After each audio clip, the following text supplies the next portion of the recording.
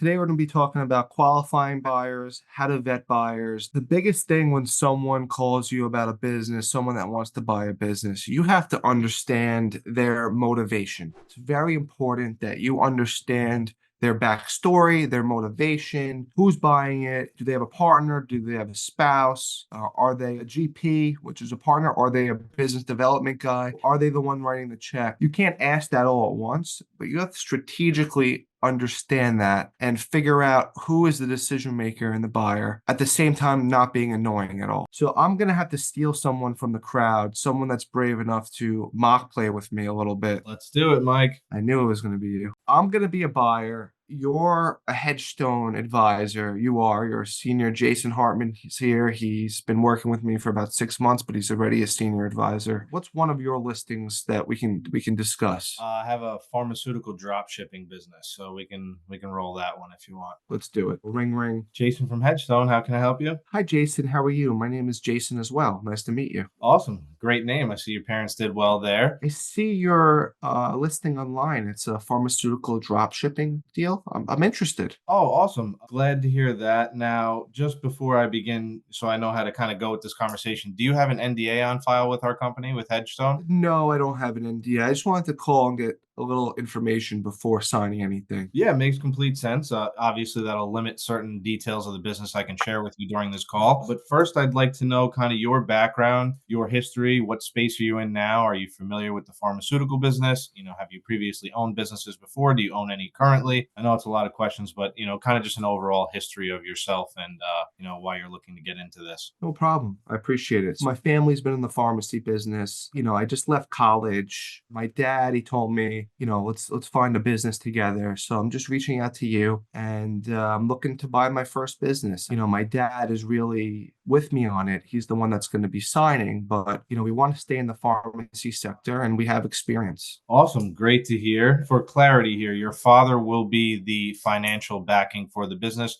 You will just be the operator, correct? He will be both, but I'm also going to be involved too. It's going to really be my business, but he's going to be the financial partner, and also he's going to help me with operations. Awesome. Good to know there. Now, just for the efficiency of all of our time, is your father available to speak currently? I think it would probably be important for all three of us to be on a call just to have a good understanding of this business and the capital you guys have available to put down.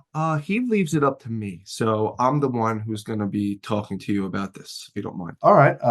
We can definitely go that way. So I guess my initial question is, the business is listed at 1.4. What capital do you guys have available to put down? Well, we're really looking to get an SBA loan. We're looking to put down 20-30%. Is that something that we can do here? I mean, we have the experience from my dad's side. So based on the tax returns on this specific business, it would not support 20 to 30% down, with the rest of it being SBA, because they did have a lot of add backs on this one. So the tax return won't necessarily represent the true net income. So I do not think 20 to 30% down would be enough to support the purchase of this business. I'm still interested. There's other sources of revenue. Could I still get the information? Could I sign the NDA? Yeah, absolutely. We can send over an NDA and then kind of progress conversations thereafter. Would there be a time that we could set up for me, you, and your father, maybe to get on a virtual meeting or just a call to kind of further discuss after that NDA sign? Possibly. All right, I'll send that out to you shortly, and we'll kind of go from there. Okay. So let's stop there. That was excellent, Jason. That was great. You got to the bottom of it. The only thing I would do here is this is a chess move a little bit. I would wait to send him the NDA. Okay. And I would let him call me back. And sometimes I do this with buyers because if they call me back, I know he's really serious. So I take that back. I would send the NDA. I would have him sign it, but I wouldn't send him any information until I speak to dad. Yeah. And then I guess my question there is, do I need his father to sign an NDA as well? Yes. So I would say, listen, I spoke to my seller about you. We think you're a great fit. I got your NDA. I appreciate it. We're just going to have to get your father involved here because you don't know this kid. He can, look at the business. He could send it to his friends. Like, we need to speak to the guy with the money. Yeah, So absolutely. just what you did was Perfect. You handled that so well. And then I would just try to talk to the partner. You did a great job. I think it was 100% out of 100%, and that's very rare. Yeah, so you found out who the decision maker was. The only thing is, did you find out how much money they have? I didn't. He only said they had about 20 to 30% to put down, and I knew the tax returns would not support a 70% SBA. And I know the seller also would not accept that large of a seller financing note. Kind of why I kind of cut it off to see if we can have that call with the father to dive in a little further. All right, so now I sign the NDA and I call you again, okay? Ring, ring. Jason with Headstone, how can I help you? Hey, this is Jason as well. I just signed the NDA. It's been a day. I haven't received anything yet. Awesome.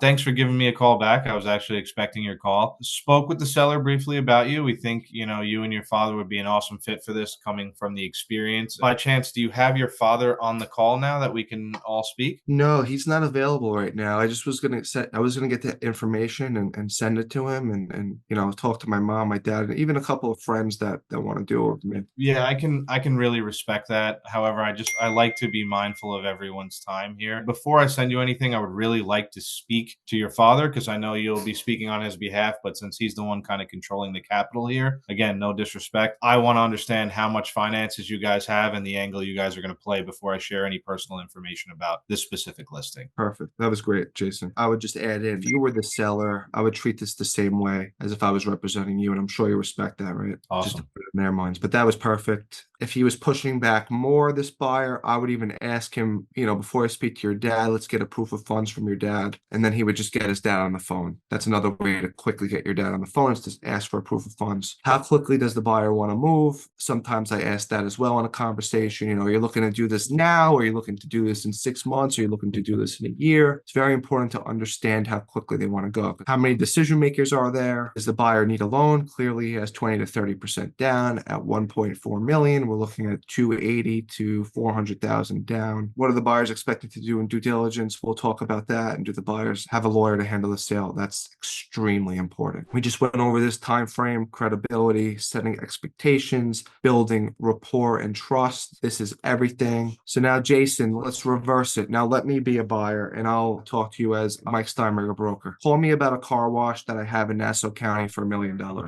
righty, sounds good. Ring, ring, ring, ring. Hi, how are you? I'm excellent. How are you doing today? Good. This is Mike. Who's this? This is Jason. I saw a listing of a Nassau County car wash I wanted to reach out to you for. Yes, yes. Thanks for reaching out. So I just wanted to know a little more about the business, kind of gross, net, specific location. Sure. So are you in the business now, or what business are you in? I am not in the car wash business. I'm in the insurance space, but I hear there's a lot of good passive income that comes from car wash industry. So I'm looking to explore that venture. So real quick, stop there. You see how I control the conversation right there? He's asking me, I want to learn more. I stopped, I paused, I let him do a lot of talking, and then I say, what business are you in? You really want the buyer to do all the talking. Okay, you're in the insurance. You said you're in the insurance business? Yes, sir. Excellent. So just to give you a little background about car washes, because this is my specialty. I've been doing it for a while. This location is a unique location. Private equity company owns it. It's probably the only car wash on Long Island that a private equity company owns. The good news here is that there's a lot of value add. Not so good news here is that you're going to have to really know what you're doing. So to be honest,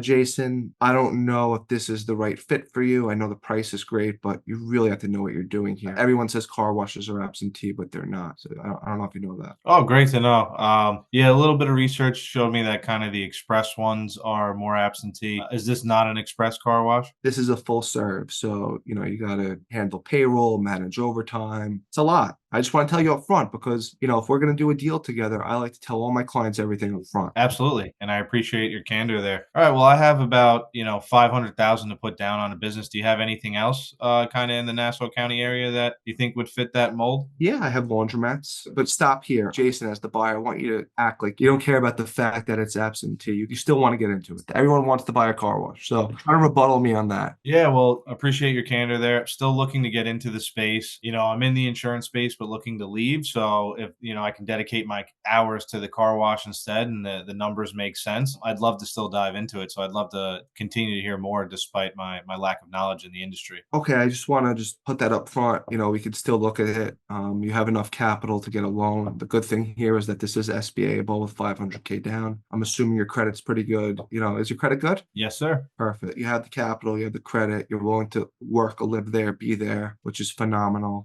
I've been doing this for a while. I sell car washes. This price point is great. I'm going to send you over an NDA. Once you sign it, I'll send you over the address and on the marketing kit on the car wash, and let's talk next steps. Awesome. I appreciate it. I'll look out for the NDA. Perfect. So every buyer that you talk to, you cannot tell them anything about where it's located. Just Nassau County. That's it. I'm not telling them the town. I'm not telling them where. I'm not telling them it's by the school. If they ask me, okay, where in Nassau? This is what I say. I say, where do you live? They're like, oh, I'm in Limbrook. Like, oh, it's 15 minutes away. That's how I rebuttal them sometimes. I need an NDA. Please, I need an NDA first, and then I can send you the information. It's very confidential. The owner wants me to do it this way. That's another thing that I say. And you got to make sure they're the ones that are buying it. The people with the money are signing the NDA. You don't want the son signing an NDA and then he's giving out to his friend, because in this business, people try to go behind your back if you're not hands-on. It happens all the time. So paperwork is crucial. So as you can tell, I built trust with Jason right there. Creating value is everything. Value builds trust. Trust makes deals. Trust is the name of the game. So I hope that mock call helped. Chopping it up with the buyer. When you're on the phone, always be calm. The tonality is everything. You see my tonality when I speak to people? I'm very calm. I'm very low tone. I let people talk. I don't talk over people. Position questions. I positioned a bunch of questions to Jason. Right here says control is the name of the game. You have to control the conversation. People that are difficult, imagine how difficult it would be with this guy throughout the whole process. Right away, you have to control the conversation. Questions to ask. We just went over it. You don't want to be annoying on the phone. You don't want to be asked to interrogate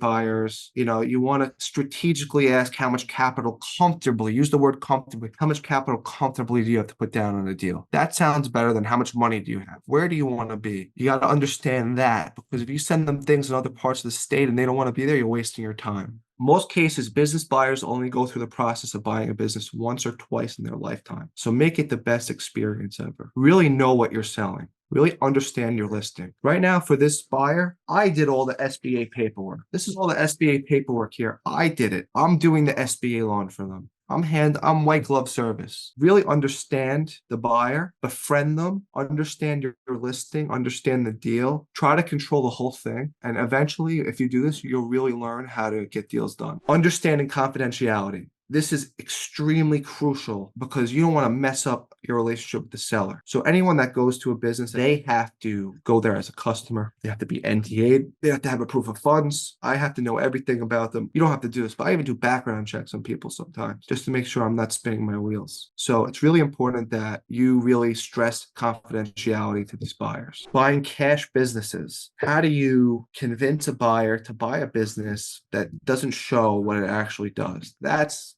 tough, but it's all about having control and being the expert and having them go into the business where they have control. So for an example, I'm selling a laundromat that's a coin laundromat. I tell the buyer, your offer means nothing unless the owner can prove it. Your deposit is fully refundable unless it's within 10% of what the owner said it is. If you structure the deal like that and you get the buyer to agree that the buyer's willing to invest 30 days of his time to work in the business, he's willing to put up a refundable deposit, and he's willing to spend the time, and you know that the business is good, you have to convince this buyer to buy this cash business. How do you do it? You put in a contract that the business must be plus or minus 10%. If we're saying that the laundromat does $50,000 a month for round numbers, what's 10%? It's $5,000. It has to do at least $45,000 a month that the buyer comes in. If it does less than $45,000, the buyer gets his deposit back. The seller's okay with that, and they move on. But if it does $45,000 or more, the buyer has to move forward, and the deposit's non-refundable. That's how I get these cash deals done. If the number is the number, why wouldn't you buy it?